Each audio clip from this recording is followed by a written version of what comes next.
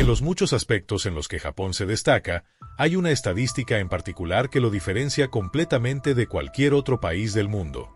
A pesar de ser una de las naciones más pobladas, es el único país en el mundo que tiene una tasa de personas sin hogar de casi 0%. Mientras que Estados Unidos enfrenta una grave crisis de personas sin hogar, con un número cada vez mayor de personas viviendo en las calles, Japón parece haber encontrado la solución a un problema social que se pensaba no tenía solución. Pero si miras más allá de los titulares, la situación empieza a verse muy diferente. La realidad detrás de este éxito aparentemente asombroso revela una realidad inquietante y oscura sobre cómo es la vida en la sociedad japonesa y lo que realmente está ocurriendo bajo la superficie. Entonces, ¿cómo logró Japón tener una tasa de personas sin hogar del 0% y por qué en realidad no es una buena noticia para el país? Este es el oscuro secreto de cómo Japón solucionó el problema de las personas sin hogar. Según las estadísticas oficiales, Japón, un país con más de 125 millones de habitantes, tiene alrededor de 3.000 personas sin hogar, aproximadamente el 0.003% de su población, lo cual es mucho menos que en otros países con bajas tasas de personas sin hogar, como Suiza, y muy por delante de países como Estados Unidos. Pero, ¿por qué exactamente? Bueno, hay varias razones que a menudo se mencionan como la causa de esta tasa extremadamente baja. En primer lugar, ser una persona sin hogar es en realidad muy difícil en Japón y en la cultura japonesa es increíblemente estigmatizado. Según el fundador de una organización sin fines de lucro que apoya a las personas sin hogar en Japón, no hay una cultura de compasión hacia las personas sin hogar en el país, y generalmente se las ve como personas que solo tienen la culpa de su situación y que no merecen ayuda alguna. Esto es aún más fuerte porque la mayoría de las personas sin hogar en Japón son hombres, quienes tradicionalmente se espera que sean autosuficientes, y su fracaso en lograrlo es visto como un motivo de vergüenza tanto por el público como por ellos mismos. Como resultado, las autoridades tienden a dificultar más el ser una persona sin hogar que en la mayoría de los países. Cualquier tipo de mendicidad en público está prohibida por la ley, y las personas sin hogar tienden a ser empujadas fuera de la vista. Ciudades como Tokio son conocidas por implementar lo que se ha llamado arquitectura anti-homeless hostil, como parques que se cierran por la noche para que la gente no pueda dormir allí, o bancos y otros elementos de la ciudad diseñados específicamente para hacer incómodo el recostarse, dormir y permanecer sentado por largos periodos de tiempo, con el fin de desalentar que las personas sin hogar permanezcan en el área. Así, el hecho de hacer que ser una persona sin hogar sea tanto difícil como socialmente inaceptable contribuye a la baja tasa, ya que es algo que la mayoría de las personas trata de evitar a toda costa. Lo que también ayuda son algunas de las políticas únicas de Japón que, aunque no están diseñadas para reducir la falta de vivienda, han contribuido de todos modos. Japón tiene leyes muy estrictas sobre prácticamente cualquier droga que no sea alcohol y castigos muy severos. Como resultado, solo el 1.6% de la población japonesa ha probado drogas distintas del alcohol a lo largo de su vida, en comparación con el 46% de los estadounidenses, lo que significa que la adicción a las drogas en Japón es casi inexistente. Según Tom Hill, un antropólogo social radicado en Japón, este es otro factor clave. Al mismo tiempo, Japón tiene un sistema de salud muy robusto, lo cual también es significativo, ya que entre el 30 y el 35% de las personas que experimentan la falta de vivienda en Estados Unidos tienen una enfermedad mental, mientras que en Japón las personas con enfermedades mentales graves suelen ser ingresadas en instituciones de salud mental. En Estados Unidos, a menudo terminan en la calle. Finalmente, Japón tiene viviendas relativamente accesibles porque construye más casas que cualquier otro país democrático desarrollado. A diferencia de la mayoría de los países occidentales, donde construir viviendas se ha vuelto cada vez más difícil debido a diversas regulaciones, Japón adoptó la ruta opuesta y tiene muy pocas restricciones, lo que hace que sea muy fácil construir y, en consecuencia, relativamente asequible.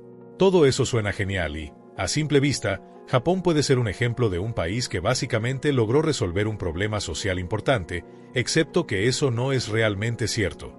A pesar de las cifras oficiales, la realidad es mucho más sombría, y hay muchas más personas sin hogar en Japón que están ocultas a la vista y a las estadísticas del gobierno.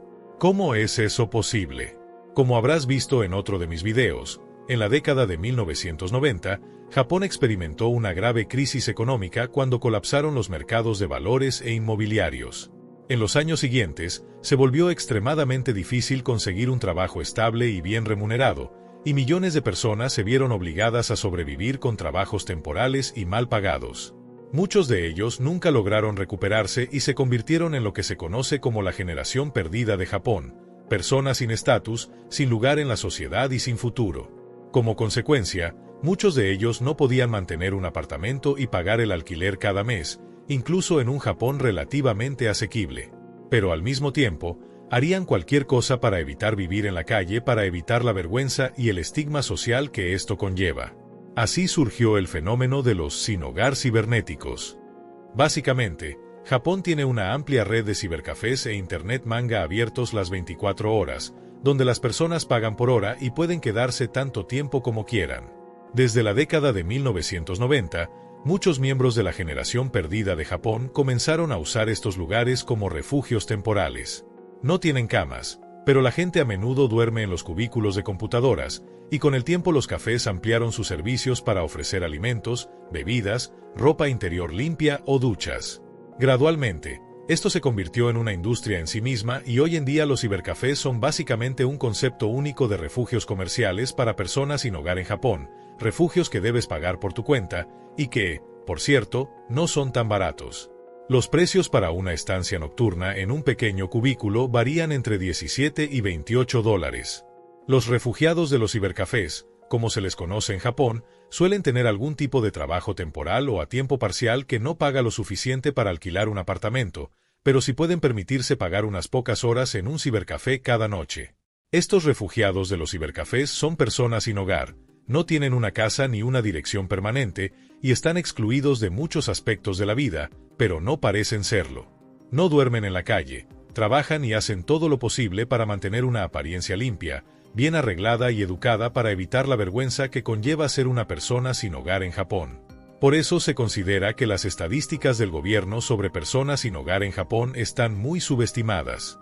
Las organizaciones no gubernamentales estiman que el número real de personas que viven en las calles en Japón es al menos 3 veces mayor que el que indica el gobierno.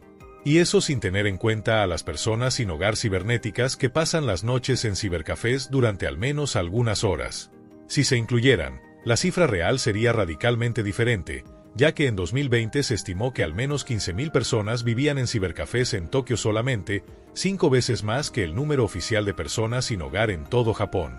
De alguna manera, este fenómeno de la falta de vivienda cibernética puede verse como algo positivo.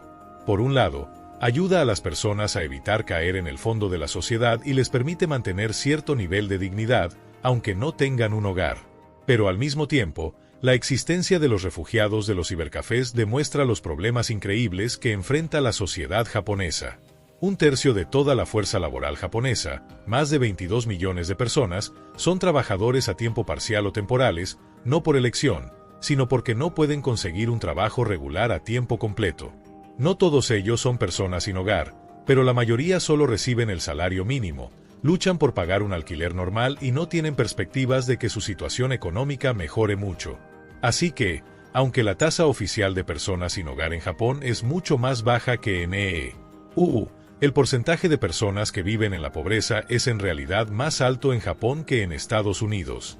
Y aunque solo unos pocos terminan en la calle, muchos más terminan en los márgenes de la sociedad, atrapados viviendo en cibercafés y hoteles cápsula, en un ciclo interminable de no poder conseguir un trabajo adecuado para obtener un apartamento y no poder obtener un apartamento para conseguir un trabajo adecuado. Debido a la presión social, prefieren mantenerse invisibles, y la sociedad también lo prefiere. Un problema que se mantiene fuera de la vista es un problema que puede ser fácilmente ignorado, y el gobierno puede seguir afirmando una tasa de personas sin hogar del 0%. Pero debajo de la superficie es un símbolo de todo lo que salió mal con la economía japonesa y un problema que está aquí para quedarse, ya que el número de personas sin hogar invisibles solo va a aumentar.